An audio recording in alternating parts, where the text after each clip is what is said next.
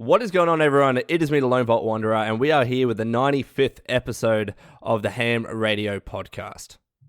And this is Karak with ACG. And of course, Matty isn't here. He had a few other YouTube-related commitments, I will say, so he's not just skipping out. But we do have a guest for today's podcast. Did you want to introduce yourself? Hello, everyone. This is Wasteland Dovahkiin. And thank you, Lone, for having me on today. Anytime. So you go by Dova on YouTube. You want to tell us a little bit about what you do? I have a gaming channel where I do mostly Bethesda-related games. I have some Let's Plays, and I've also done a lot of like Fallout 4 tips and tricks and build videos. Yeah. And some other games too, not just Bethesda. Like I'm doing Mass Effect right now, and I'm doing Skyrim right now. I just finished my Fallout 4 Let's Play after a whole year, 97 episodes. It took a whole year. Does that include the whole DLC as well? No DLC, just the main game. See, this is why you need to be careful when you start doing Let's Plays of games like Fallout or Witcher. Like, I've seen some people doing Witcher Let's Plays, and they're 200 Dude, let's episodes let's just call it Let Lives instead of Let's Plays, because it's like Let's Live, because that is no lie. Those I've seen people who are like for 2 years they're doing Let's Plays on it. Seriously, at some point, it's absolutely insane, and they're still getting like in the 300th episode, they're still getting great views, and there are people that have stuck around from the beginning. It's insane. Oh yeah, those people who stick around for a long time, they get really loyal. Which is great, to be honest. That's actually fantastic. So I did want to say, I'm going to make sure Matty puts, Dova's YouTube channel in the description below. Please click on it if you're interested and subscribe to her. Of course, her Twitter handle is going to be on screen. And of course, you should follow her and tweet out hashtag H.A.M Radio Time to support the podcast. So let's talk about the main news that I think had most Bethesda fans buzzing this week. And it was that Fallout 4 surpasses Skyrim to become Bethesda's most successful game ever. Now, I want to read the specific quote that Pete Hines actually made, because people were saying, well, does it talk about sales? Does it talk about success in a general vague sense? Is it talking about profit? We don't really know. So the specific quote was as follows. Pete Hines says on a podcast, Fallout 4 has got to be the most successful game we've ever launched in our company's history. More than Skyrim in terms of what we did. Who knows what that really means? Like he could be talking about anything. Dova, what do you think about what Pete Hines is saying about Fallout 4 being more successful than Skyrim? Well, wasn't there that tweet where he said in sales in the same amount of time? Correct. Yeah, he just did an update. Mm-hmm. I was thinking about that, and I was wondering. I wonder if it's just because Bethesda games in general seem to have more exposure now than they did then. Of course, yeah. More people know about it. Mm-hmm. I don't know. I have a hard time accepting that Fallout 4 did better than Skyrim. I think the entirety of Twitter did as well. What do you think, Karak? Yeah, I mean, he did. He said he was comparing Fallout 4 and Skyrim over the same period of time, and that Fallout 4 has in fact sold more copies than Skyrim in that amount of time. So to him, that makes sense, right? You know, like, because you're moving forward and comparing to your prior. But when you look at it, despite the fact that many of us might have felt that some of it was casualized in specific ways, the people on this podcast and the people watching are a very small segment of actual buyers. And the people that I know, there are a massive number of people I know who bought that and did not get Skyrim. So it wasn't necessarily surprising to hear him say it. I think what happened is he said it like Ubisoft says, we've got 5 million active people in the Division. Well, what does that mean? Come on. Does that mean they all signed in yesterday? Because Christ, I mean, anybody can say that. That's like Microsoft's talking about sales, or Sony. So I think that's what it was he was happy. He was talking in a laid back forum, which was on their podcast. And I think when he said it, it sort of ran away from him. You can't say that without some type of, something that qualifies the comment. No, exactly right. And of course, touching on what you were saying, Skyrim released in 2011, so it had so many more years to pick up those extra sales, most of which were probably towards the tail end with games that weren't exactly $60. They were probably much cheaper than that, probably a lot of deals going on. So in terms of the profitability towards the tail end, it wouldn't have been as high. My initial thinking when I saw this this quote by Pete was that even though Fallout 4 sold less, maybe it was monetized better. Maybe in terms of actual copies, but maybe the DLC made more money. Maybe they had more cross promotions. Like maybe in terms of revenue, the game still made more, even though perhaps it sold less. Because again, a game can make more from DLC. Not every copy of a game is sold at $60. Maybe Skyrim has been selling much more copies, but at a much lower price point. So at least we have the clarification from him now that yes, he is talking about sales within that launch period or however long, 2 or 3 years. But I think it's interesting that people were getting very upset about this, as Dover was mentioning. And do you feel that way, Dover? Like, do you feel that Skyrim should be the more successful game because of what it is over Fallout? Well, I mean, Skyrim, that's where my heart is, so I'm a little biased, I think. But I love Fallout 4. It has its faults, but I don't know. My channel wouldn't exist without Fallout 4, so it's not like I'm not I don't hate it or anything. Yeah. But I don't know. I forgot what your question was. Sorry. No, that's all right. It was more just saying, do you think, Skyrim, I guess, deserves to be the more successful or considered to be more successful than Fallout 4, especially in terms of sales and revenue? Well, I don't know if it deserves to be. I mean, I think Fallout 4 deserves to be successful. I mean, it's a good game, and I'm glad that it was so successful. I mean, despite all the negative stuff that people have to say about it, it was successful regardless of that. And I think that, I don't know if that says a lot about the game or it just shows how simple gamers have become. I don't know. What do you think, Karak? Yeah, I mean, once you start talking about deserving, then you get into areas even I don't want to, and because I know some of them, and I don't want to get into, because that's almost like when you say, oh, this game was made by this number of people, so it should rate higher than because there's less people working on it. You start getting into this weird, almost philosophical zone. But when it comes down to it, they're both good games. And at some certain point, any other company would look at the numbers and go, I don't give a F. They're awesome. Both sold amazing. So at some point you look at it and you're like, yeah, he said what he said, which was more successful. He knows.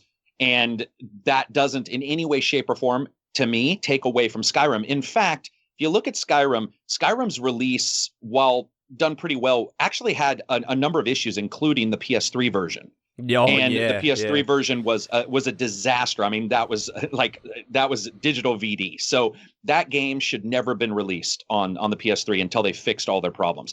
The point being that that obviously would have impacted sales somewhat because less platforms to release on PS4 version is fine for Fallout and stuff like that. So I think that Skyrim, there's just nothing to look bad on at that release, even when it did have some issues with one particular platform. I did want to ask, and apparently the Skyrim edition of PS3 or PS3 edition of Skyrim still has issues to this day, like corrupted saves, areas that people can't even venture towards, otherwise the game's just going to be crashing. And well, I don't know. I played Skyrim on PS3 and I never had any issues like that. And that's so weird because it's like some people are telling me that it's unplayable, literally unplayable. And the same thing with Fallout 3 on the PS3, mind you. And then there are other people saying that there are no issues at all. It's well, oh, sorry. Go ahead. No, go on. I'm just saying it's really weird. It's a really, really strange thing. And it's not like it's a PC where some people say, oh, because of my PC, I'm having issues. And other people saying because of my specific PC, I'm not having issues. It's the same console. It is, but I do testing for reviews, and I can tell you right now that I have 3 Xboxes, and I get dramatically different FPS on all 3 due to various reasons. Yeah, and PS4s as well. So anybody who tells you, even Digital Foundry and I have gone back and forth about this because I know one of the guys on there, and I've talked about it, and I've been like, dude, you can't say that all PS4s or Xbox Ones are going to hit this particular frame rate if you're testing in one particular area. What happens is, for example, Xbox One, if you reset its cache, if you empty its cache, you will dramatically see improved FPS if you are in one of those games everybody is saying should be high and you're not, which unfortunately is exactly what happened with the PS3 and the Xbox 360. Both of them have an issue with their memory caches. How much space they get and use starts to eat that away. And so some people will see dramatically different results, especially in a Bethesda game. One of the issues that was tracked down in Bethesda games is when you move something in a Bethesda game due to the way their editor works, it basically duplicates that record. And so what happens is you get a bloated save file that it basically goes out of control. It's like as you move stuff, as you save stuff, as you like take things to your home and, you know, put them up on the wall, it grows larger and larger. And for some reason that creates a memory leak in some people's games and not others. But the day and age of like every single console will be identical. It's not, I mean, we have different hard drives. Like the moment you can switch out a hard drive, anybody intelligent would look at that and go, well, then you're going to get different performance of some kind. Which is exactly what we have with the PS4 now. They just got external hard drive support. Right. Yeah. So I think the Skyrim on the PS3 probably has issues for some and not for others. I mean, I think that's pretty much normal. And this is something that I wanted to mention. Every time it's similar when you compare revenue of past games compared to revenue of games today, you have to consider inflation. I always need to bear in mind when I'm considering the number of sales of a game in the past versus the number of sales of games today. The games industry is growing day by day, and you are just not going to have people that when they buy Fallout 4, when they buy Skyrim, that are going to be playing the previous versions of those games, which is why it seems anyways Fallout 4 hasn't or probably will sell better than Fallout 3, for example. And it's just the case that when it's AAA games, brand new titles coming out in the newest or the latest year, that they're inevitably going to be selling better because the games industry is bigger. And also as well, publishers are getting much better with marketing and pushing their products. Yeah. So, in any event, I guess the point that I'm trying to get at is just because they say that, you know, Fallout 4 is more successful than Skyrim, doesn't mean it's a better game, doesn't mean that, you know, given the right day and the right time, that Skyrim wouldn't have sold better than Fallout 4 or wouldn't be selling better than Fallout 4, say if it was released in 2017. So, I think that people that are getting angry, maybe calm down a bit. Yeah, I mean, games aren't that serious, man. No, exactly right. You know, it's. I think it's the same difference where they say the Star Wars prequels were more successful than the original Star Wars movies in the same amount of time. That doesn't mean the prequels were better, though. Just more people knew about Star Wars. There was way more hype built up. And the internet has just become such a different place compared to 2011. I mean, from memory, I think, you know, like Facebook and Twitter were around back then, but not to the extent that they are today. Not to the extent that people are posting on forums and sharing tweets and talking about their games so much more than what they are doing, even just in the last year. That kind of social media interaction, especially with YouTubers, you know, pushing out titles, talking about titles and pushing out their Let's Plays and videos and content. It's just the games industry is much different, and it's more likely that a big AAA game is going to sell better than what they would have back, you know, in the early 2000s. So, any closing points on this topic before we move on? No. No, I mean.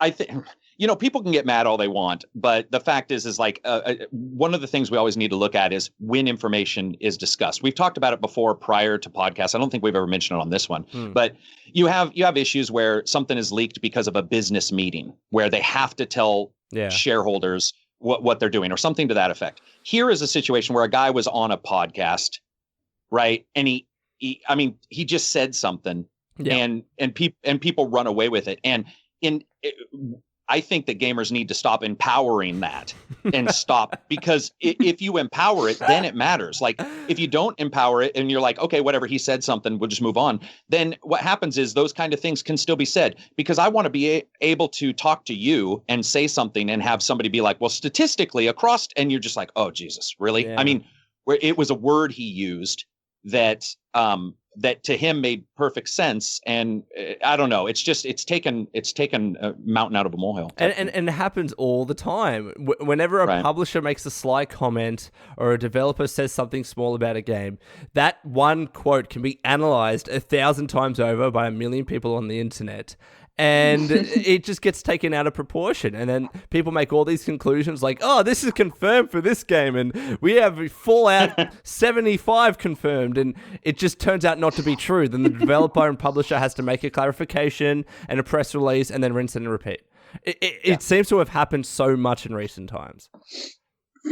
For sure. Yep. So in any event, Skyrim fans, just it's okay. Everything's going to be okay. Let's talk about the PS4 Pro patch on Fallout 4. So of course, PS4 Pro, they've been getting slowly more patches with some of their games. And to be honest, personally, I don't have a PS4. And Karak, I'm going to assume that you have. Dover, do you have a PS4? Or PS4 That's Pro? what I play on. Yeah, no, I don't have a Pro, but yeah, I do most of my games on the PS4. Yeah. So Karak, do you know much about how PS4 Pro games are performing compared to their counterparts? Because what I've heard is that the difference is kind of minimal. Yeah, well, they were for a while, and I was one of the hardest people on it because I don't feel anything called a Pro should ever perform worse than the normal version. Of course. That seems completely backwards to me. And those issues were occurring. But one of the great things that's happened now, completely awesome on Sony's part, is the beast mode, as some people call it, but boost mode. Smooth boost mode. Yeah. So runs like it should mode. So when it comes to the PS4 Pro, basically what they used to do is they used to capture the CPU cycle and keep it under a certain, they would keep it matched to what, so it wouldn't affect any older games. What they did recently is sort of like what Xbox One S does. It's got a little bit of a bump in the CPU and they let it happen. So that you've got that. I think that they're performing much better. And I think that we're seeing, I think it's slow and it's unacceptable from a gamer's point of view. I don't think any gamer should have bought that and had this happen. This should have all been done prior to it being released. But now we are seeing some updates where some of these games are running much better or at least getting some improvement. And I have to say this one didn't see as much of an FPS improvement as it did a great improvement. Man, like legitimately, there are 3 things you notice with this patch on Fallout 4. 1, debris in the game in the normal version goes maybe 20 feet in front of you. Yeah. And now it's almost to the horizon, which really makes Fallout feel completely different from an overall looks point of view. And I love that. Yeah. Lighting has been improved, and then resolution has been dramatically improved. That's and awesome. So, and that's of course as well as the texture patch that came out that was like 7,000 gigs. So it's awesome. I think it's good that they're doing that, and we are seeing an improvement for sure on the Pro. And I'm going through an article now that's on Kotaku, and I'm seeing some of the changes. So you've got some more grass because you need more grass. Better textures. The one thing that I'm really glad that it's fixed that continues to ship me to this day are God rays. God rays, and I love Fallout 4, right? And Dover, tell me if I'm wrong on this, but the aliasing and the God rays in that game are awful. Yes, horrible. Like when I take screenshots and try to get this really beautiful screenshot, I have to go into Photoshop, blur out all the little pixely nonsense. Just nasty. That's awesome. Here, we're going to take a picture of your game, but not really, because we're going to bullshot it like a publisher would prior to release.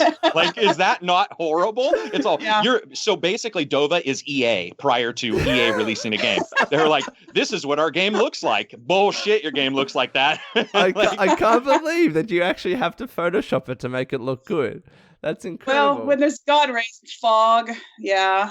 But see, that's the thing, right? I remember making a video back in the day when I did this kind of content, and I would just recommend to people, turn off God rays, because unless you can run them at very high, which can be so intensive it's not funny, and drop your FPS, you are going to get those weird aliasing effects around objects, and even around your own character because of the God rays. And when you turn God rays off in Fallout 4, it makes the game look so much clearer.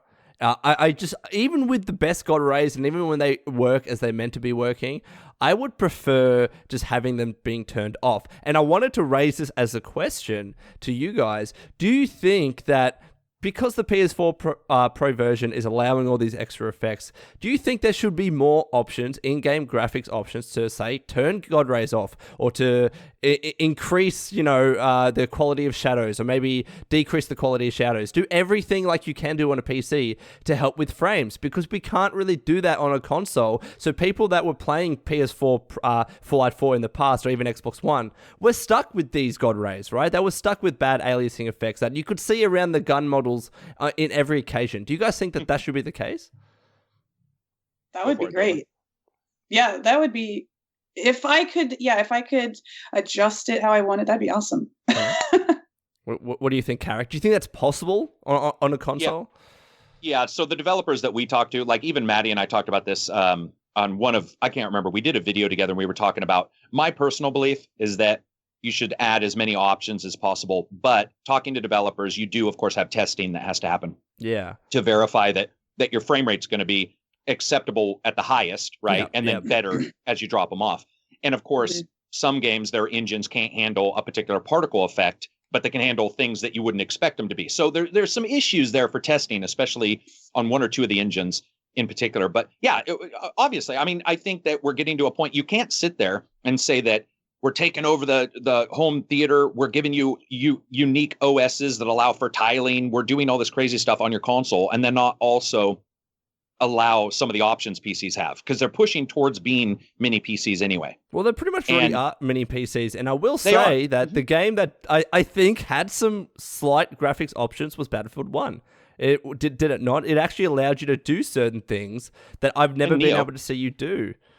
Let me see if I can Google it and find out what it is.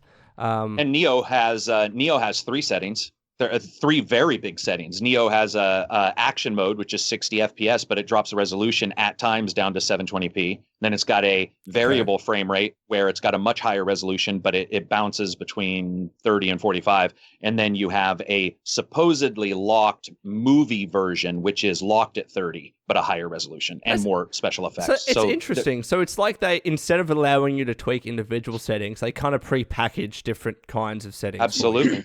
Yeah. That's really interesting. Okay, I'd like to see more games do that, because let's face it, consoles are mini PCs right now. We hear it from developers all the time that, the PC architecture is similar to console architecture now. We're able to introduce more graphic settings into console games. I see this being as a proper next step, especially for the Scorpio that's coming out, which is meant to be, for lack of a better term, a competitor to PCs. To be honest, it kind of is in a sense. Yeah.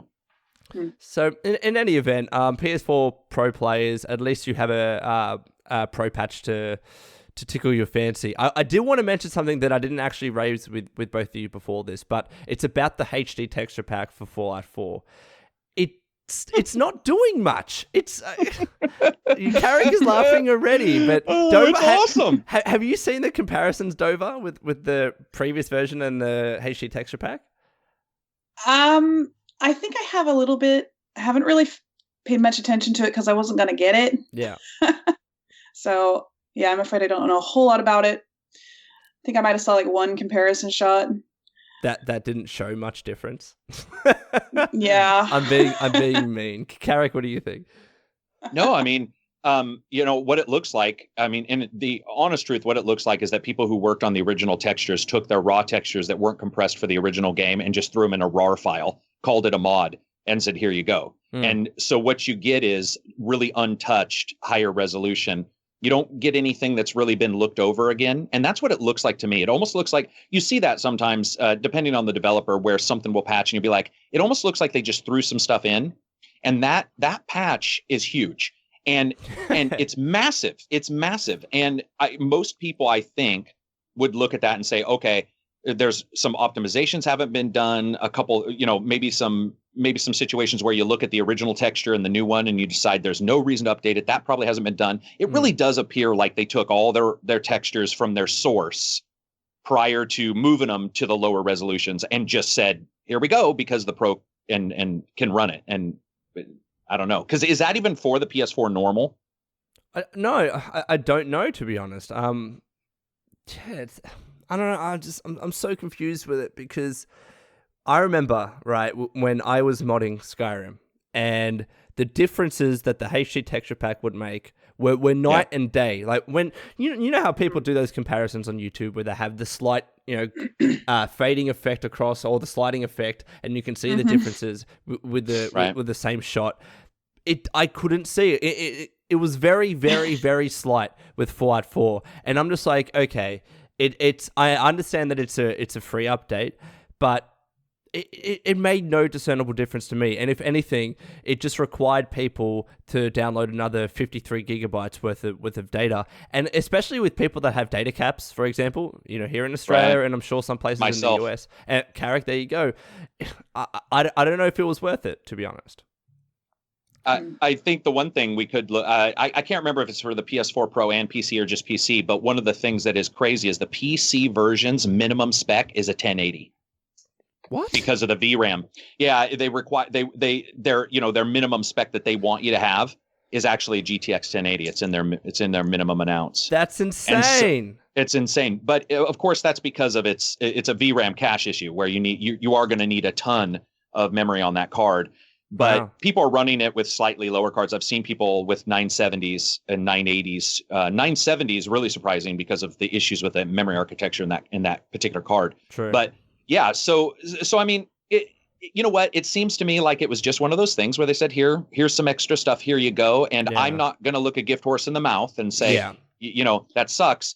But I will say that it was surprising that it didn't offer a bigger change to the look.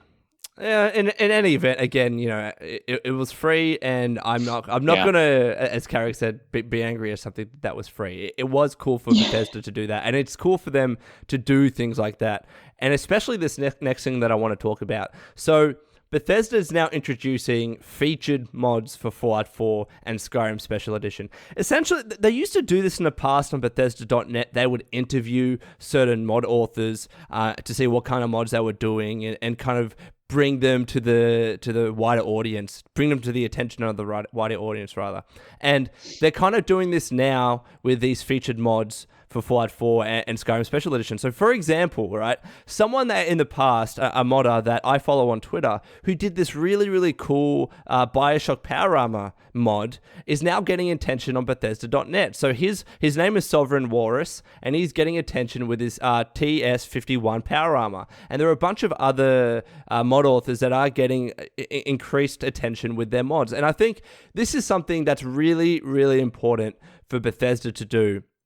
Because, as we all know, games like Skyrim and Fallout, the longevity of those games are so long because of modding, because of the community support for these things. So I just like to see Bethesda supporting this aspect of the community. What do you reckon, Dover? Yeah, excuse me. I like that they're supporting modders. I think they should do that, definitely. And I don't actually have a lot to say about it because I haven't caught up on the topic. Do you use modding in your Let's Plays at all, or any mods, or do you prefer to play the vanilla version? Oh no, I mod. I use a few mods in Fallout 4, but that's only because there's only a few available on PS4. But on Skyrim. Yeah, I mod it as much as I possibly can. So do you own a PC or just a PS4 then?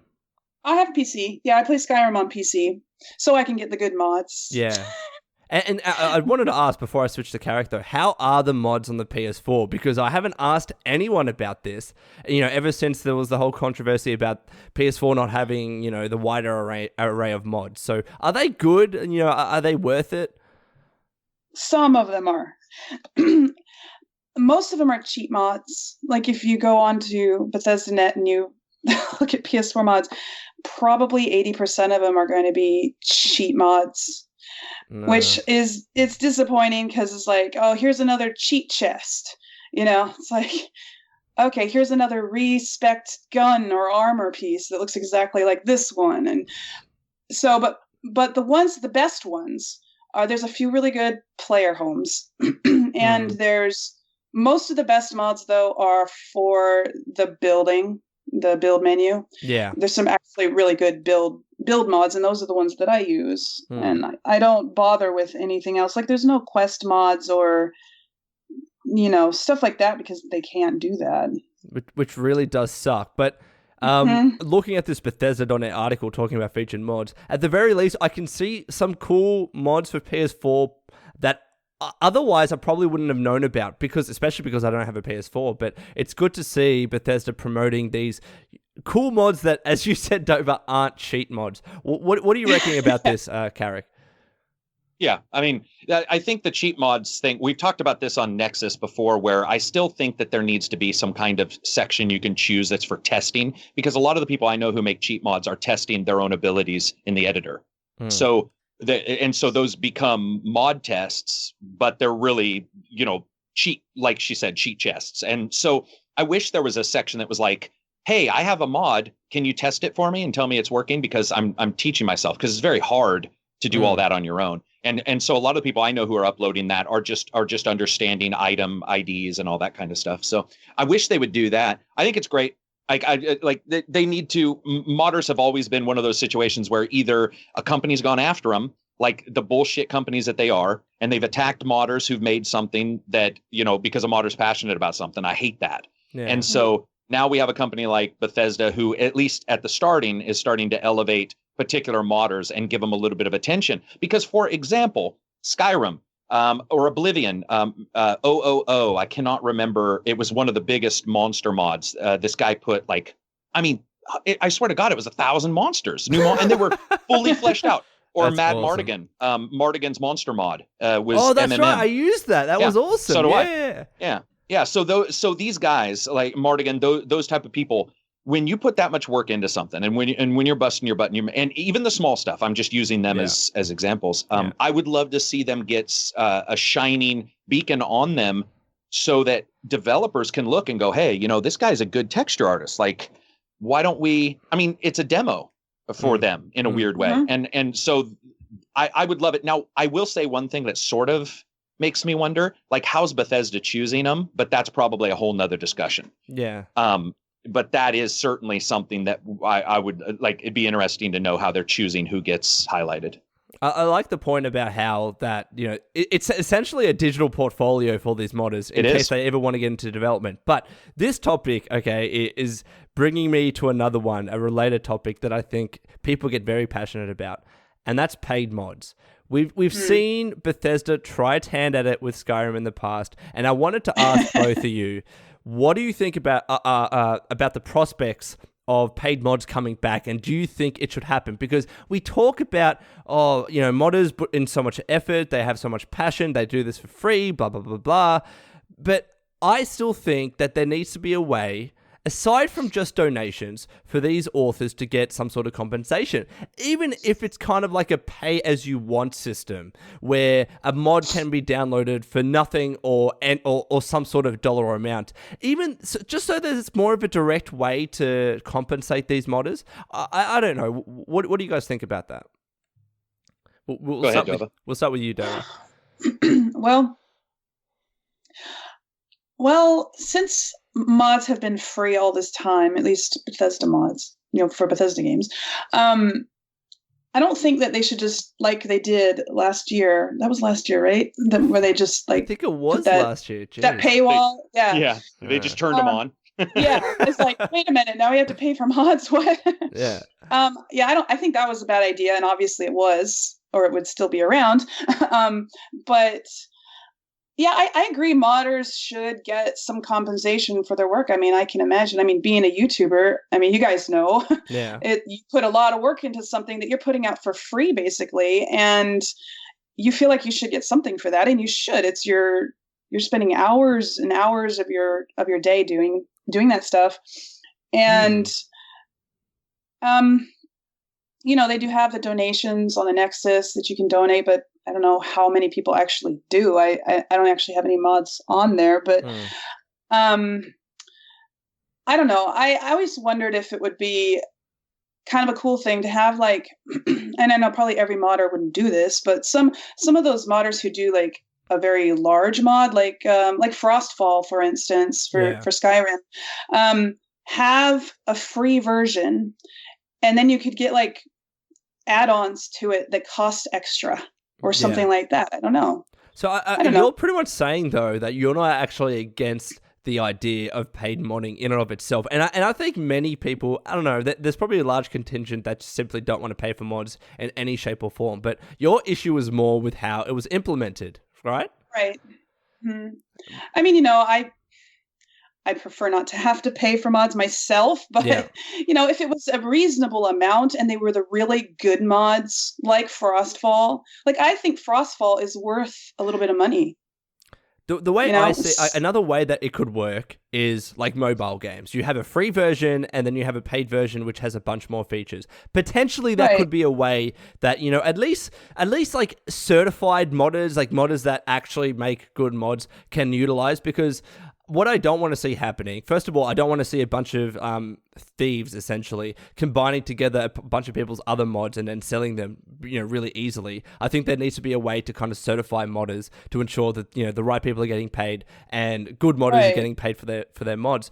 But I'm kind of drifting away from their point, but essentially, I just don't think that anyone should be able to upload a random mod and try and get money for it. Then there needs to be some sort of check and balance in place. Right.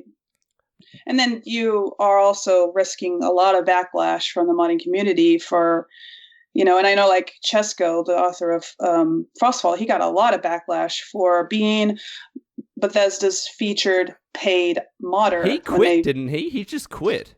He quit for a while. I think he's back now. Oh, that's good. That's good. I was really upset about that. What do you think about all this, Karak? I'm sure you have some interesting views on paid modding. Yeah, I mean, like, if there's some people, if depending on where you're coming from, some people believe that the fact that you're doing it for free is in one way weeding out a particular amount of non-workers who wouldn't do it unless there was a passion for the title. And modding, as somebody who started, Baldur's Gate, Unreal 1999, like back in the day with crappy textures and all that stuff, I can tell you that there's a lot of passion that went into it. And if money had been involved for me, I'm talking about me personally, it may have changed even what I did, what I thought of, because there's a thing where somebody, when they start seeing that there's a cash return, there's the chance of adjusting what you're outputting to augment the return to the highest amount. That's true. I don't like the idea of, do you know, the moment you said like the Android and stuff like that, I immediately thought of buying fucking energy in a Kirasoft game, and I wanted to reach through this screen and choke you, because that is the scary thing. Here's something that I think a lot of people are probably going to be unhappy to hear, but it's certainly going to happen this year. If it doesn't, it'll be early next year. We will see what I think people will assume are expansions, DLC, and so forth that are actually paid mods. I already know of two companies who are pretty much already doing this, where it's called DLC, right? It's called, and that is really, you got to understand that what a mod is many times just DLC. That is what it is. Like, there's a very definitive overlap in some ways. And so companies like Bethesda, who tries this and it doesn't work out, one of the worst ideas ever, by the way. You never wake up and want to open up your, door to your house and be charged to leave. The idea of being charged for Skyrim mods was ridiculous because it just came out of the blue, and so we will see some companies returning to this where they'll say, oh, well, we would never do paid for mods, but they are, because that content will be put into a DLC package. To be honest, the thing that irked me the most about that paid mod system was simply the split that went between Valve and Bethesda and the creator. And from memory... Oh, for sure. From memory, it was like, I think the creator got 20 to 30%, something like that. Valve got another 20, and Bethesda got the majority. I don't know the specific numbers around that. All I know is that the creator was it getting less than half of every sale of the mod. And I think a large part of that, of course, if it was on Steam, Valve has to take a cut. There is no business world where Valve's going to let that happen on their platform and not take a cut. So I understood that perspective completely. And I think with Bethesda launching their own Bethesda.net launcher and this entire Bethesda.net system, which is trickled over to console now, I think that there could be a fairer split between now. It's just going to be Bethesda. Although to an extent, maybe Xbox or PlayStation have to get involved and have to have a piece of the pie. But let's just say if it was just Bethesda and it was just the mod creator, and let's say it was 60-40 or maybe even 50-50, would that be better? Like, could that be doable in some sort of way, Karak? Nope. No, you don't nope. think so? That's stupid. I hate it. I hate the idea that a modder gets 60% of their stuff. It's not slavery. To me, what should happen is this. I paid $60 so I could mod the friggin' game. Yeah. Or you just got my $60. Yeah. That's it. Now, if they want to charge them for bandwidth or something, that would be fine. So let's say you get a certain amount of downloads, and Sony or Microsoft or Bethesda, whoever's handling this, charges you commensurate with that. I'm fine with that. Okay, that's fine, because you don't want to. That would suck to be a big company and people are downloading gigabytes and gigabytes. And if you want to add in some surcharges for various things like your server rooms and stuff, that's fine. But I was blown away by the fact that Valve, who is probably notoriously one of the worst companies ever to deal with, continues to get away with this shit, because that was a huge split. So the idea of them going with just Bethesda is awesome. But I think if Bethesda's already getting your money from the game and getting more people looking at your game, and if you make a mod loan and it's good and I don't have Fallout, the only way to play your mod is to buy the game. True. Mm-hmm. So once again they're making money. And remember, this is the same company like Rockstar who sells 77 different versions of the same game and gets people to buy 14 versions of Skyrim.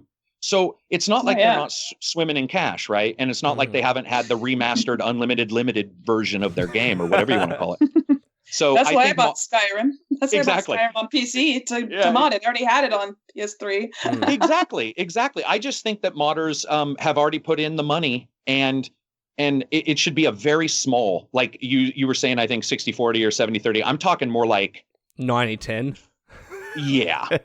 Maybe because the mod many times will be outside textures. It might be like it's stuff that it doesn't even have a connection to them. That's just my own personal belief. I just think modders who have the passion for that and do amazing stuff don't need to be whittled away when it comes to their profits from something. What do you think, Dover? Do you think that there's any kind of split that would be fair, or must most of, like the vast majority, if not all of the money, go to the creator? Well, I agree. It should be, if there is a split, it should be very, very, like the creator should get most, definitely. Like I don't know. It's like it should be more something like, I don't know, eBay for mods. Like the seller is getting most of it, and the host is just getting a tiny percentage to help pay for their hosting. That's how it should be, I think. Well, with eBay, what is it? It's like if you sell something on eBay, you as the seller have to pay eBay a certain amount of like 10% or something on the sale. Is that it? I don't even know. I haven't been on eBay in years, but last time I was there, they get, I can't remember what it was then. I don't know if it's the same now, but it was a very small percentage, like 8% or something of your sale. They just automatically deduct it from your sale. So you don't ever see that percentage. Well, it's not, from memory, last time I sold something on eBay, and this has given me an idea. Again, I'm just throwing around ideas to see if in any possible world this could, somehow exist.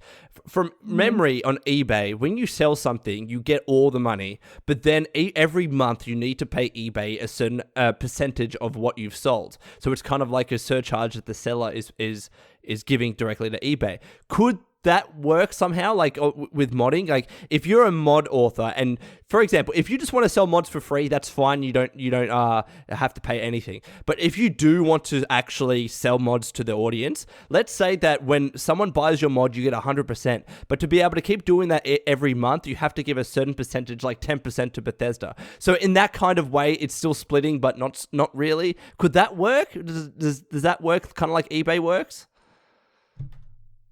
I don't know, but this is just depressing the fuck out of me. because But you know it's gonna happen. You know it's gonna happen. It is, eventually. and what pisses me off is like, can't somebody who is grifting us for $60 plus 20 plus 15 for the extra season pass plus another 5 for a special sword? Can't these guys just finally say, oh, you know what? No, this will be free. Yeah. Like I mean, just hearing you talk about it is consistently, I'm just like, oh my God, because it's like, in Bethesda, of all the companies, Bethesda is one of the ones that could do that. You know, you can't sit on a podcast and say that you had the most successful this and successful that, and you're judging your current game against one of the most successful games of all time. Okay. Obviously, you're swimming in Scrooge McDuck levels of money. So you know what you should do? You should say, hey, you know what? We're just going to host these fuckers for free because thanks. Like, thanks. I mean, you know what I mean? It feels like there is no reach out at all. And if a company did, I have a feel, and this is just me guessing, if a company ever does reach out and really do that, I do feel that a majority of gamers will reward that company. Yeah. I really do feel that people would jump on that. I will say, though, like, sorry, Dover, continue, then I'll make a point. Oh, I just, I was remembering a conversation I was having with some of my subscribers back when PS4 mods just finally came out, right before they came out, everyone was really upset that we didn't have mods yet, and how Sony was, anyway, a lot of them were saying, if Bethesda would just, like, I don't know, support a certain number of mod authors, the ones that have the really good mods, the really substantial mods, and take a bunch of their mods and put them in a pack, like a DLC, and make it an official DLC that's released by Bethesda, that then mod authors would get paid for a little bit. I don't know how much, and then release that on PS4. Everyone in this chat I was in, they were like, oh, I would so buy that. I would buy that, and I would buy this, and I would buy that, because they just wanted mods. They didn't care where they came from, and they thought that they would be worth the money, because PS4 players are starved for extra content like that. I don't know. I thought it was an interesting idea at the time.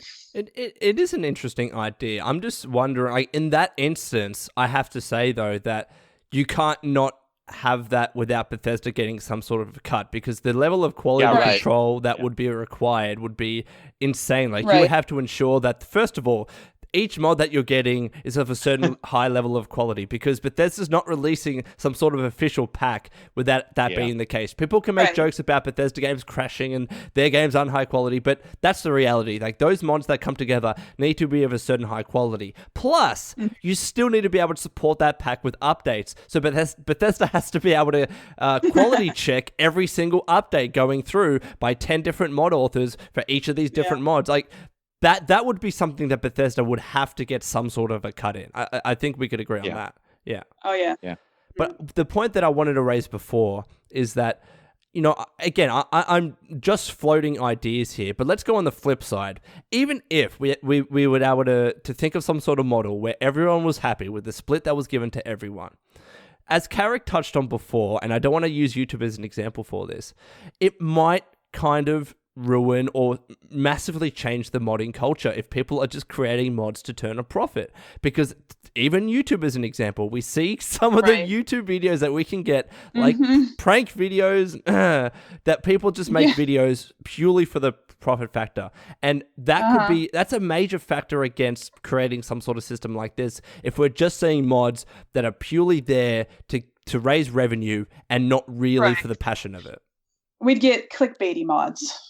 Exactly. We'd get boo mods we still get boo mods, but you know what I mean? Like that's all that we might see, for example. I think quality, I think at some point quality does, because in YouTube you still have quality content creators, and then you have a different quality. I won't say a bad quality, just a different quality. So I think, I'm pretty hard in my line against specific things, because I do feel like consumers give a lot to the companies. But on a situation like what Dovo was talking about, I firmly believe if you packaged a bunch of mods up and then had Bethesda ship it out as an official thing, you would certainly need to you would certainly need to make sure Bethesda got something from that, because that would be extra. Yeah. It would be extra, like you guys said, quality control. But I think when it comes down to it, we're already seeing it from companies.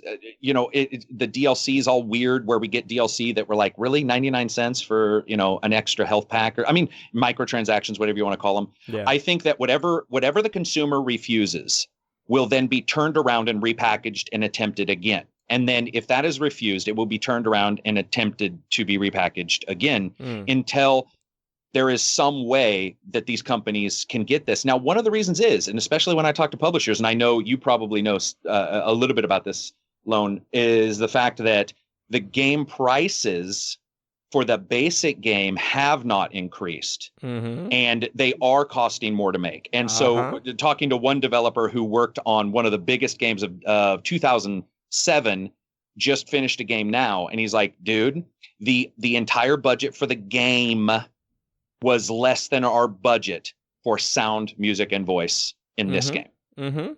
So there is, I do believe that companies should be able to get some money as well. I'm not firmly against it.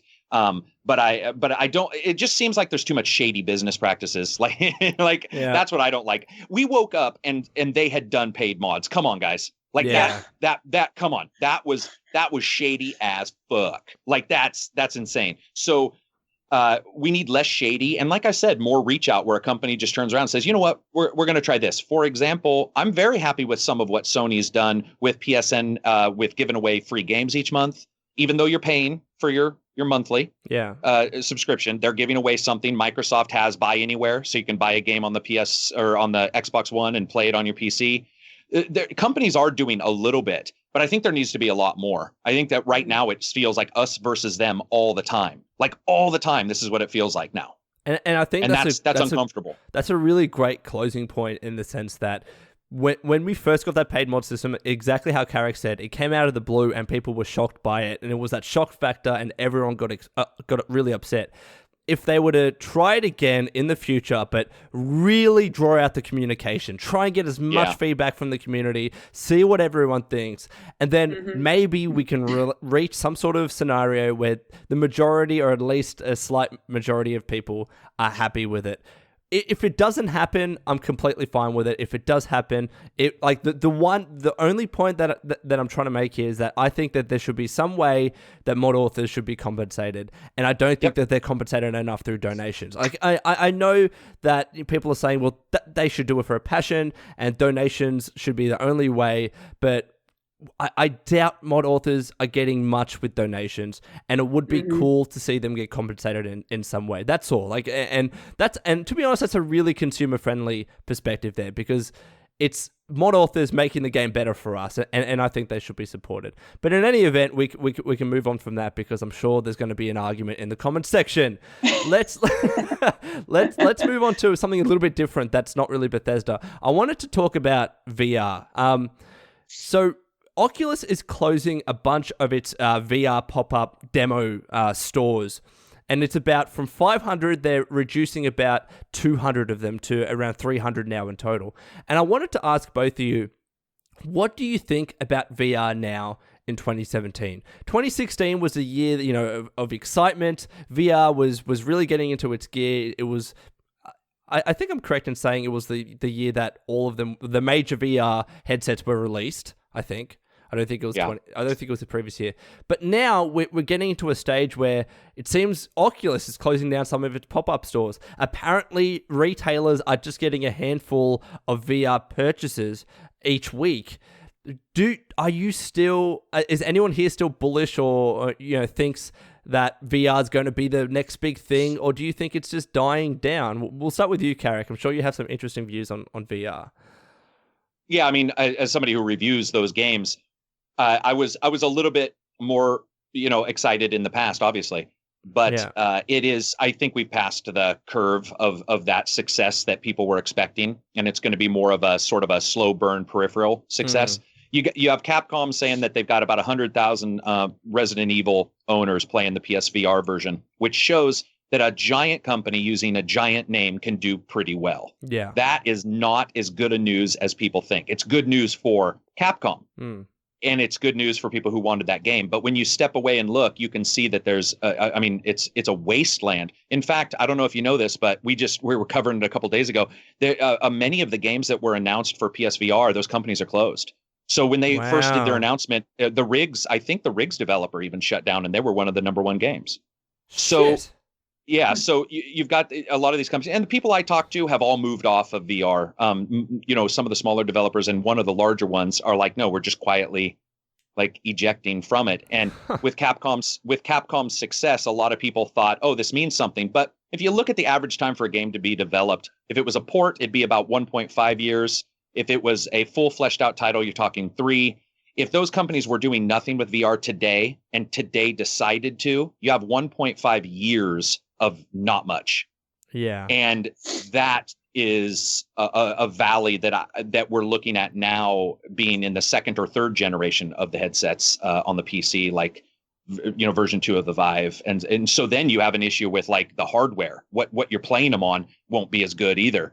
You have the Scorpio already being released. What's it going to use? So it's just very sad. I'll just end it with that. It's very sad because I wanted to see it succeed, but plain and simple, way too much money. No one in the world should have had to pay what they paid for those systems. And that distinctly hurt them. Karak, you don't want to know how much it would have costed Australians to buy a VR headset, even with one game. It would have been over $1,200, and that's on top of the PC required, and that's Australian, mind you, but it's still, because of foreign exchange, because of shipping, and even just PCs here are much more expensive than they are in the world. You're asking someone to spend that amount of money on something that, to be honest, is hit or miss. We still don't have a huge catalog of games, and the success and the future, I guess, longevity of VR hasn't been proven.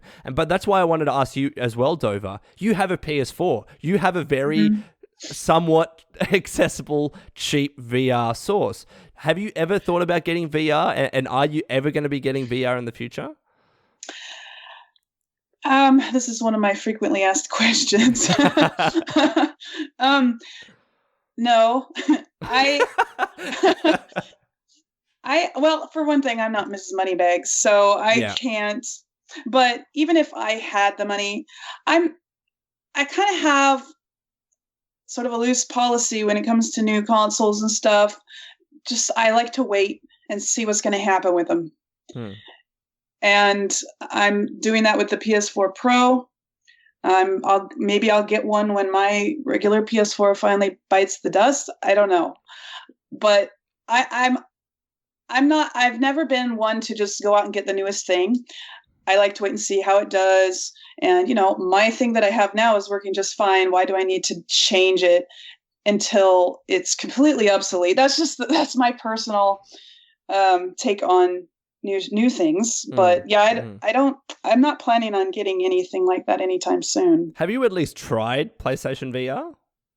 No, I haven't had any opportunity to. Because the interesting thing, the thing people that own VR keep saying is that it's one of those things where you need to actually try it to know, whether you would love it. Because VR is one of those things that you can't just look on a screen and say, that looks cool, and look at people using VR and say, oh, that looks like a lot of fun. But and I have experienced PlayStation VR, until you're actually in the VR world, you don't know how good it can be. The one thing that I will say, though, is that when I used PSVR, the first thing that came to my mind was that, the resolution's not that great on this thing, because I've been so used to PC games, high resolution textures, that when it was chucked up right to my face on a PlayStation 4, it didn't look that good.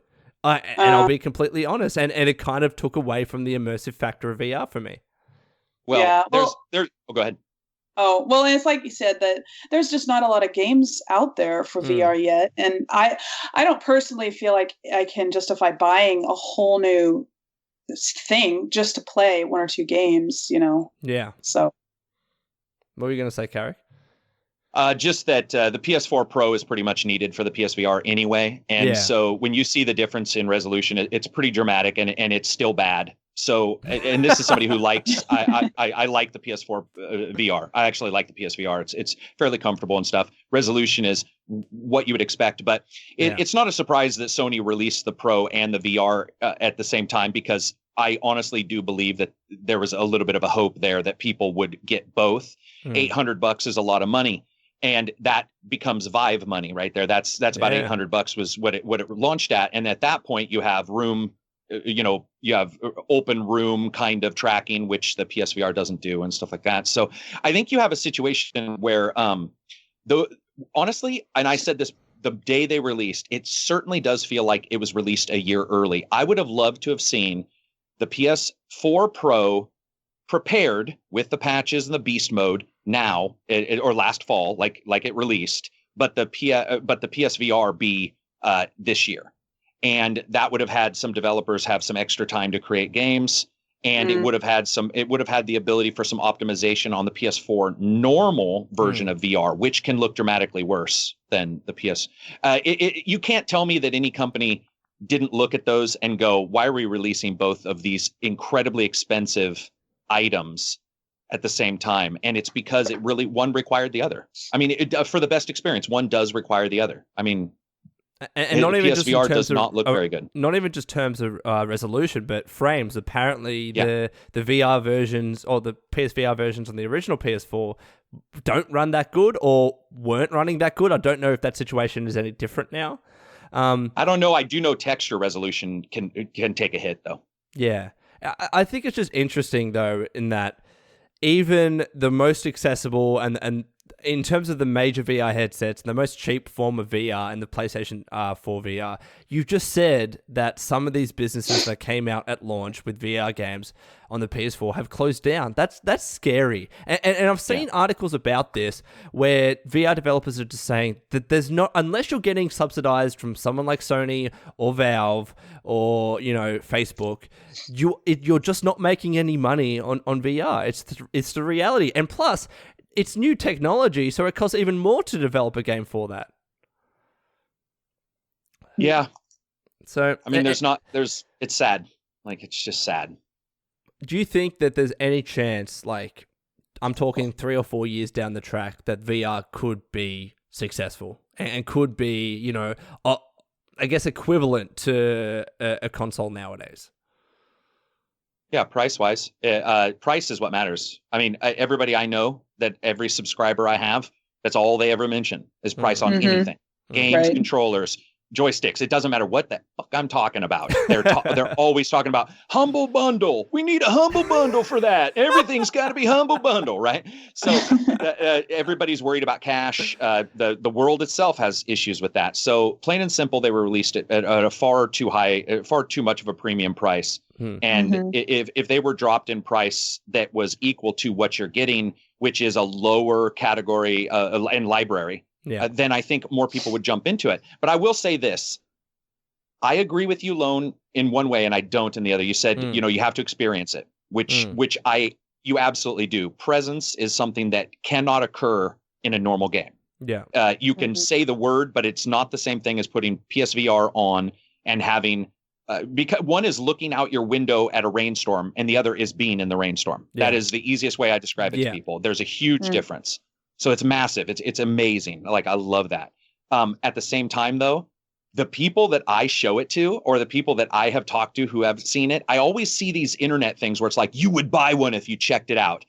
I don't know who these people are talking to, but I've had multiple people who check it out who are like, oh yeah, it's pretty good. It's pretty good. There's this over under. You can't just be normal. You have to be like, it's the best thing or it's the worst thing. And I think it's a mediocre thing at a high price. Interesting. What do you think, Dover? Well, I'm pretty sure that even if I tried it out and thought it was awesome, I still wouldn't be able to afford it. Yeah. Yeah. So it seems like to be the main issue is price. I will say, though, at least with regards to the HTC Vive and the Oculus, another issue seems to be, I think, and correct me if I'm wrong, Oculus seems to be a very closed platform in terms of you can't play Oculus games unless you're using an Oculus.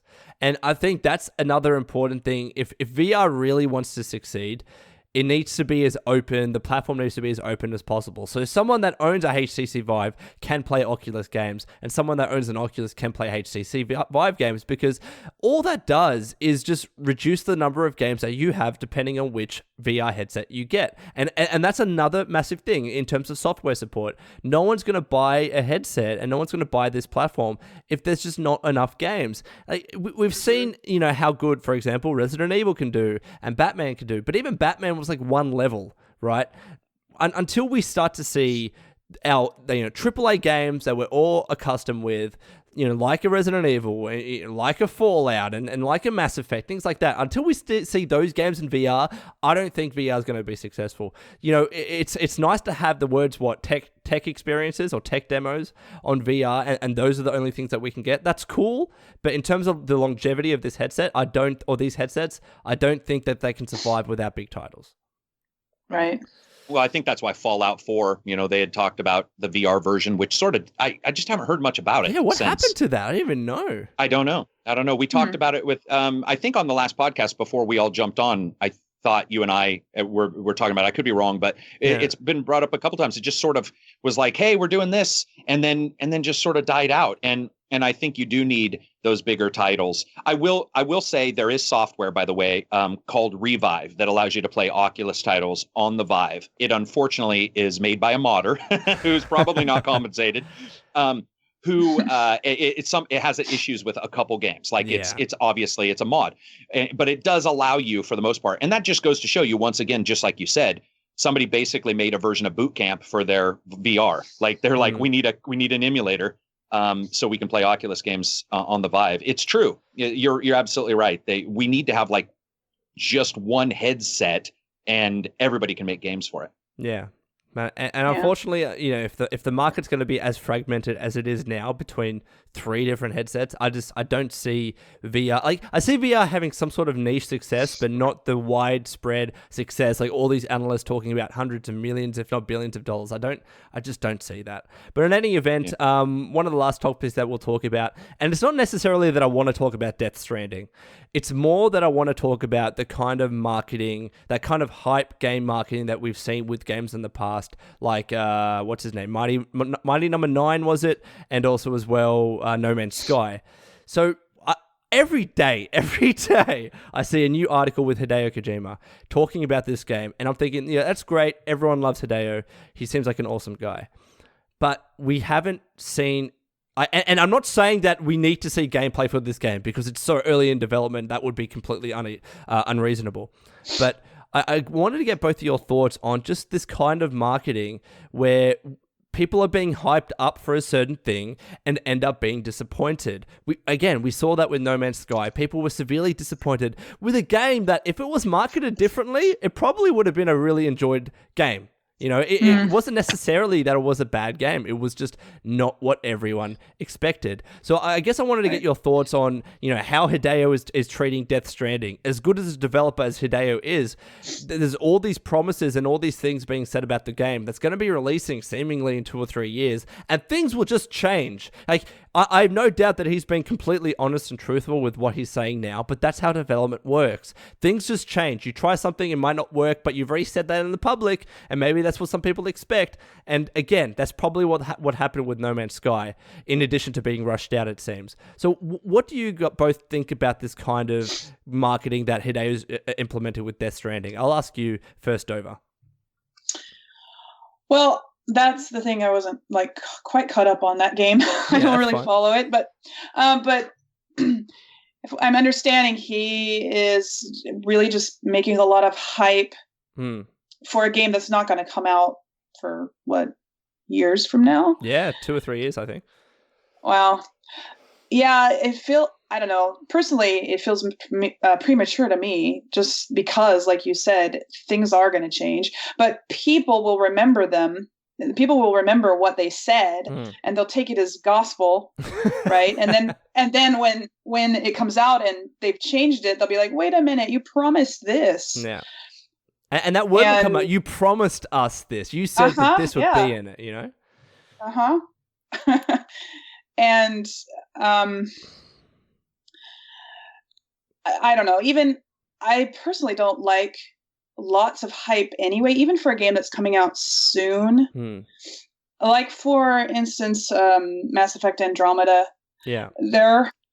The hype around that game, I mean, BioWare is putting out so much every single day on Twitter for, like, here, look at this new thing, this new thing, this new thing. It's like, wait, I want to see some of this stuff on my own for the first time when I start up the game by myself. Yeah.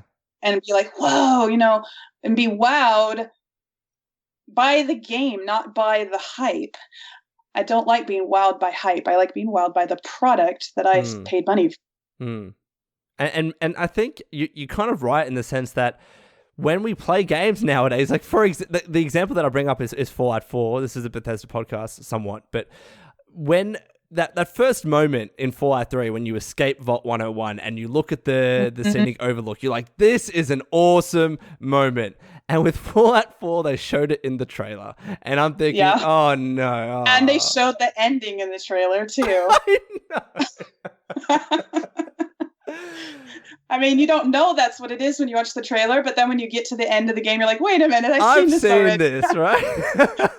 And I think that's a little bit of a problem. I'm all for having really cool trailers with an awesome soundtrack to show off the game. But when you show key scenes, when you don't know they're key scenes, and then you get to that point in the game, which they're meant to be important, crucial points in the game, like when you exit the vault, like when you, I won't spoil it, but that certain ending in Fallout 4, right? They're meant to be impactful, and I think they're not as impactful if you've already seen it in a different context. What do you reckon about all this, Karak? Yeah, I mean, I don't want to be too negative. I just hate it. I hate everything about it. Dennis Dyack, who people hate, but he had created Too Human for the Xbox, what was that, 360, I think, of the original. One of the things he said before he disappeared pretty much from the industry is he had wished that games didn't have a press release cycle, but were pretty much done or close to being done, and then started getting their PR.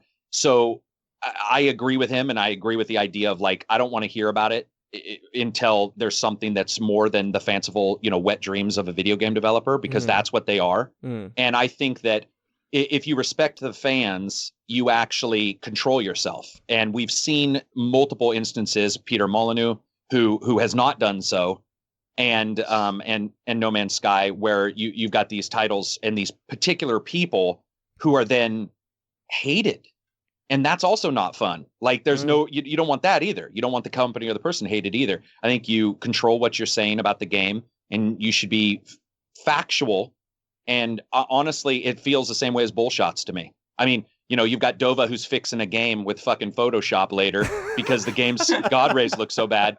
Well, these companies are releasing fake photos all the times. Those kind of things need to go away. It needs to be more representative of what's actually occurring. And it might be a bump, but I do think I know consumers would be more, it would be, okay, let's say this. Let's say Honda came out and said, our brand new car is going to go 1,000 miles an hour. You'd be like, what? And then it comes out and it goes 600 miles an hour. You'd be like, well, that's fast, but it's not what you said. Yeah. Video games are one of the few that happens. I mean, it's almost like an author saying my book's going to be 400 pages and he delivers 88 pages. And you're like, what's going on? But in our industry, for reasons unknown, in our industry, this is allowed. Like, it's very weird. It's very weird that it happens as much as it does, that the complete bullshit lies that go off from publishers who, I know some people who work there and they're very nice people at different publishers, but it's bullshit. It should never happen. It's false it is false marketing, and that kind of stuff needs to stop. Now, he is not necessarily doing as much of that. I think he's just excited and letting it get to him. But I wish he had a handler, somebody who's like, whoa, dude, baby dreams are great, but coo in your own time.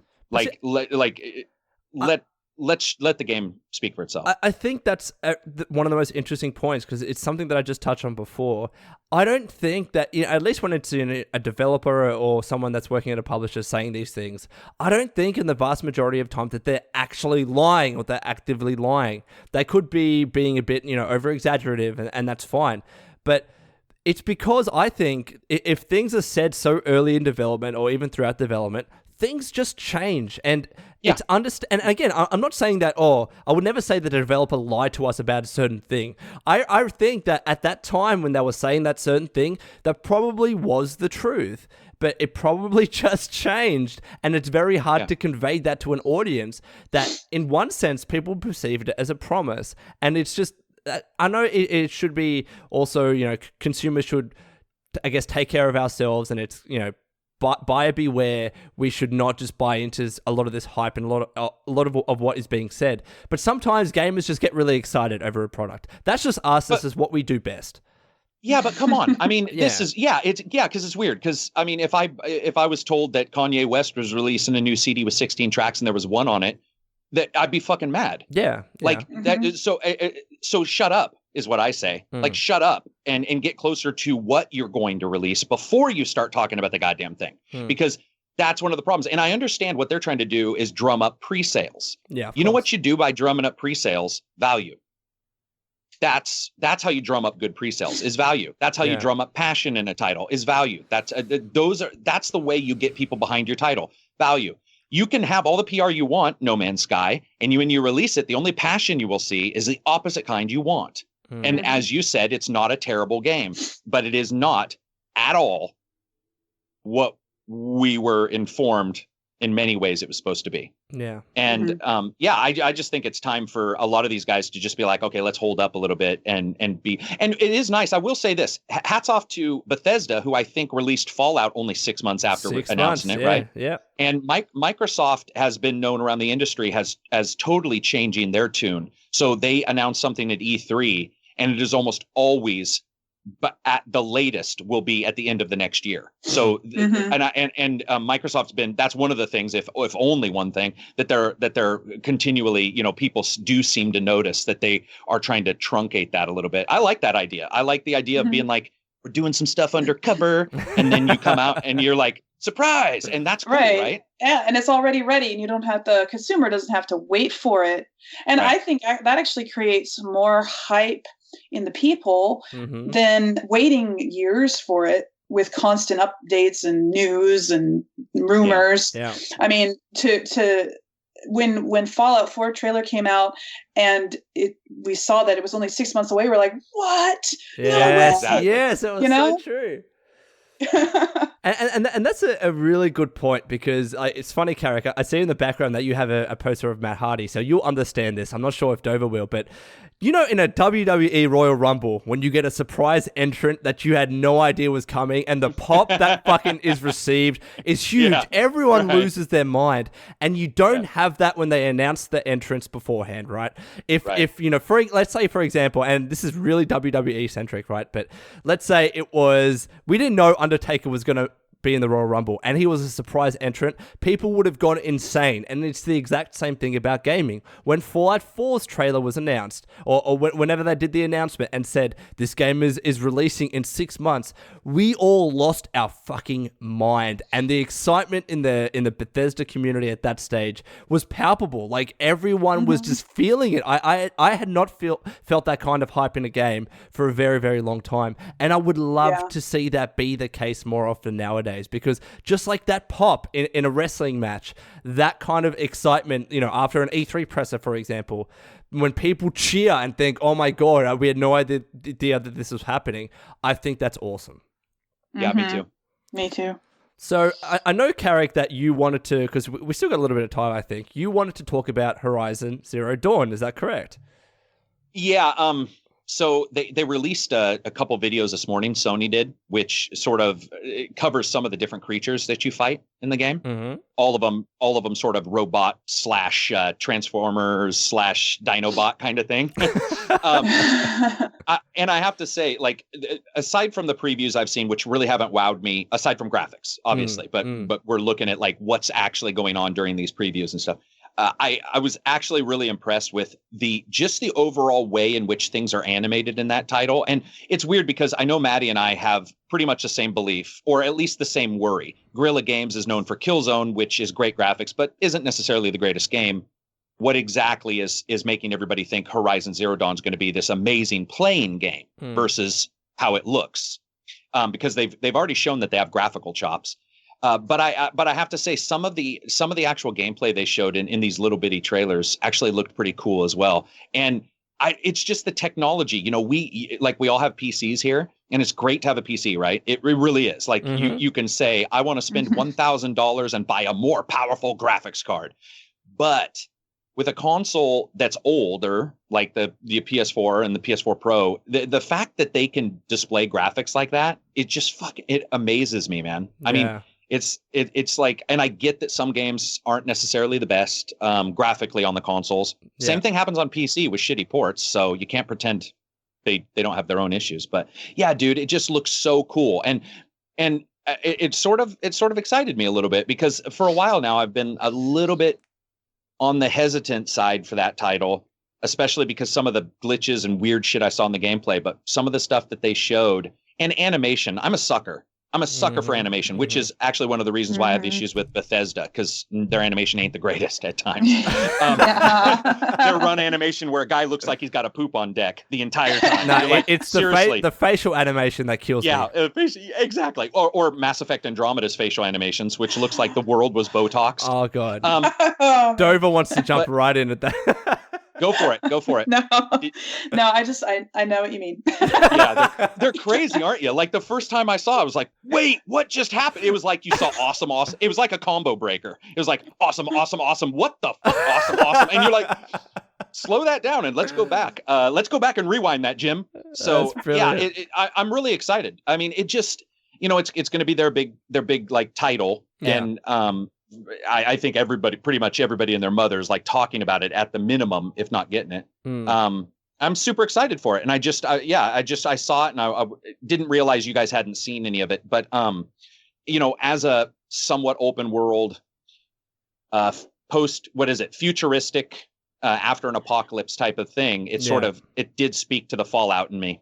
The Fallout lover. I have seen a lot of gameplay and footage for it, and it looks like a phenomenal game. Don't get me wrong. And I think the main character looks fucking awesome. Like her dreads. Graphically looks sick.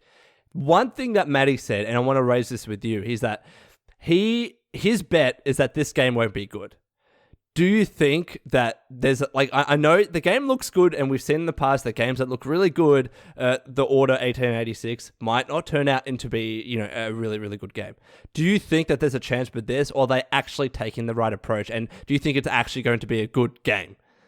Well, the difference is, okay, so I don't know because Maddie and I pretty much agree that we both are a little nervous. It won't be. I don't think Maddie's saying it'll be bad, but not good, which is, mediocre maybe, I guess, or average. Yeah. What I saw originally, I will admit, some people were talking about previews. I don't know if you saw this, but a couple weeks ago, like a bunch of companies, press companies got to go and play it. Yeah. And they were posting everywhere. Here's our video. Here's our preview video. And when you watched it, if you watched the graphics, everything was fine. But if you looked at what was going on, there was weird shit going on. There was there was collision detection issues galore. There were issues with characters falling off of fucking mountainsides. There was but the people who were covering it never mentioned any of this, which that chaps my hide, because it makes me wonder, like, did they miss it, or is something else going on? So that was worrisome. However, now upon seeing these videos, a couple things animation wise have definitely been fixed. And that proves, of course, as it's a beta technically now, as it's being optimized. I wouldn't say that I have any guarantee it's going to be good or bad. I am far more nervous it will be average, though. Yes. Okay. I mean, I will say that I am very nervous that this is just going to be one of those games that we go after an hour or 7. You're like, have I done this before? Like, it's just sort of repeating itself. Sorry, that's my dog barking in the background. Sorry about that. That's all right. Dover, are you interested in buying this game? You have a PS4. So this game does not interest me because I don't have a PS4. But is it something that you're keeping an eye on? I did pre-order it because I had the money at the time. Fair enough. Yes, no, I've wanted to play it. I think I was going to live stream it or something. I don't know. Yeah. Depends what I have time for, but I'm planning on playing it on my channel. Yeah. And I've been mostly keeping up on the new stuff. I didn't see the videos that came out today, I guess you said. Yeah. I didn't know there were some new ones. I'm withholding judgment, I guess. I'm just going to wait and see. I'm not hyped about it. I'm excited about the idea of it. I like it's an interesting idea. I like the story, the premise. Not that I really know a lot about the story, but the gameplay looks interesting. It's a different. Well, post-apocalyptic robot dinosaurs. It just sounds fucking awesome, doesn't it? Yeah, right. It does. So yeah.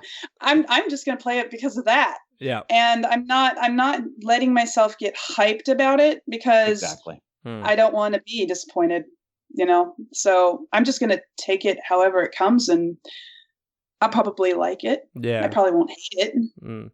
The thing that I wanted to mention though is that, again, as someone that doesn't have a PS4, it seems that the PS4 is getting awesome exclusives every other week, man. Like, yeah. I love what Xbox One is doing, like, and Microsoft is doing with the Xbox. I think they've turned it around completely. I think backwards compatibility is awesome how it works. Like, a bunch of my old 360 games now work on my Xbox One, which is awesome. But I would like to see more exclusives because every week PS4 players are getting excited about the next big exclusive on PS4. And I'm thinking, I'd love to play Horizon Zero Dawn. I'd love to play God of War, but I can't. Get a PS4. I know, but I have a PC and I still have too many games to play. Yeah, I mean, they do have some good exclusives. I think what'll really be telling is like what we see at E3. Microsoft's known for, holding some stuff close to their vest. And so it'll be interesting to see what they announce with E3. I think that Microsoft this is weird. Microsoft has got like return to the customer down pretty well now. It's like, okay, you can buy an Xbox One game and play it on your PC. Boom. That's insane. That's awesome. It's awesome. Dude, did you know you can play Gears of War with one copy with two people? Yes.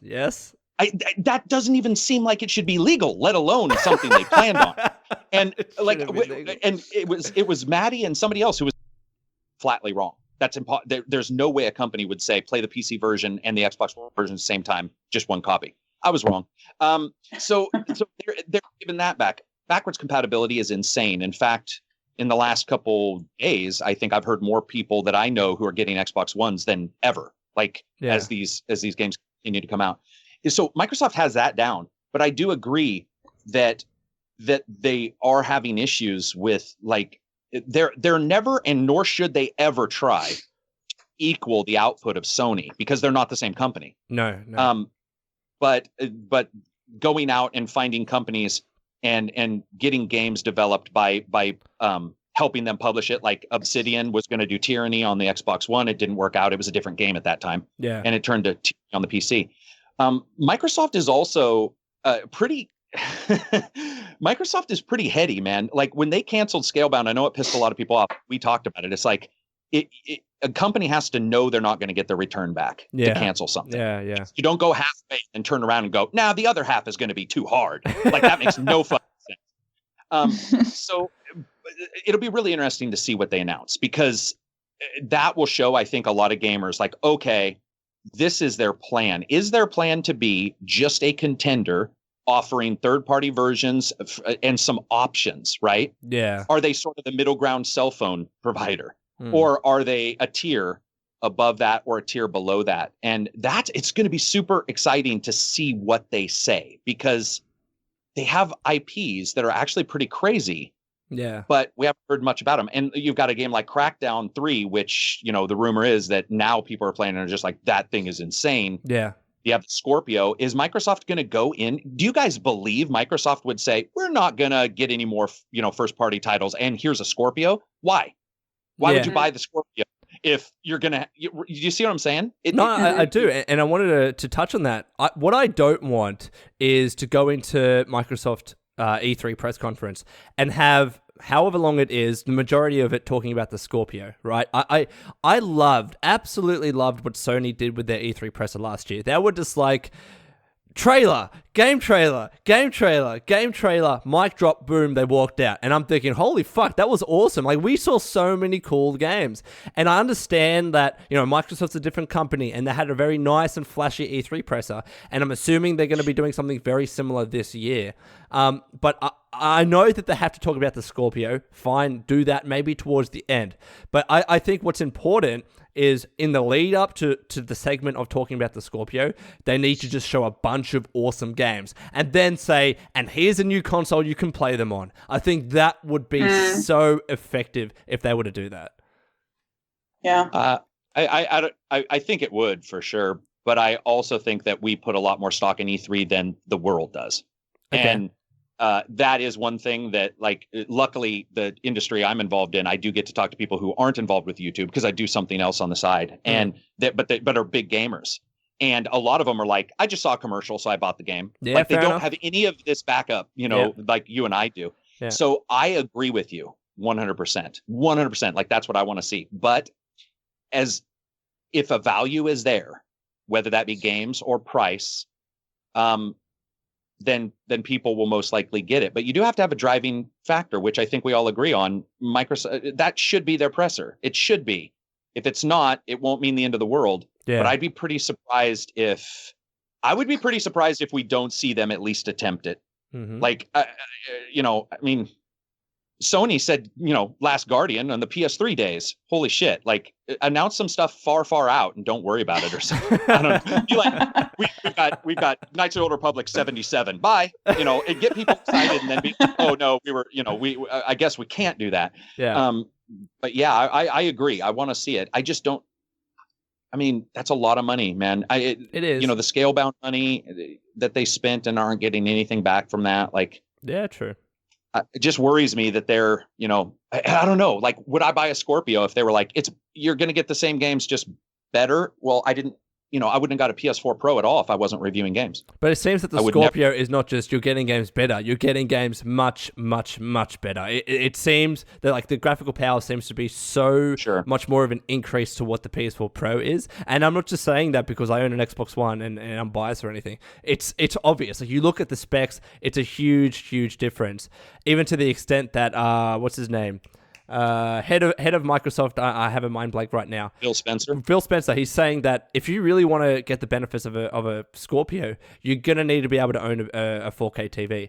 And I'm like, all right, cool. If they're gonna be able to run games in native 4K, that's a big difference to what the Xbox One can do now, which is not even hitting 1080p on most games. And if they do, sometimes it fluctuates between that and 900 or whatever.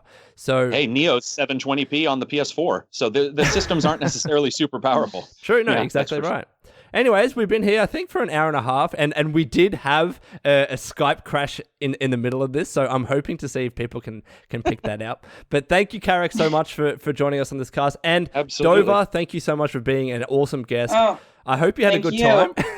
I did. It was fun. No, it's awesome. And I'll remind people again that are still here at this stage, please subscribe to Dover. Her YouTube channel's linked in the description below, and her Twitter is on the screen right now. So in any event, thank you so much for watching or listening to H.A.M Radio Podcast. Hopefully Maddie gets this on iTunes quickly. I know that you have been having issues with that, but I'll push him on that point. In any event, everyone, thank you so much, and we'll see you again another time.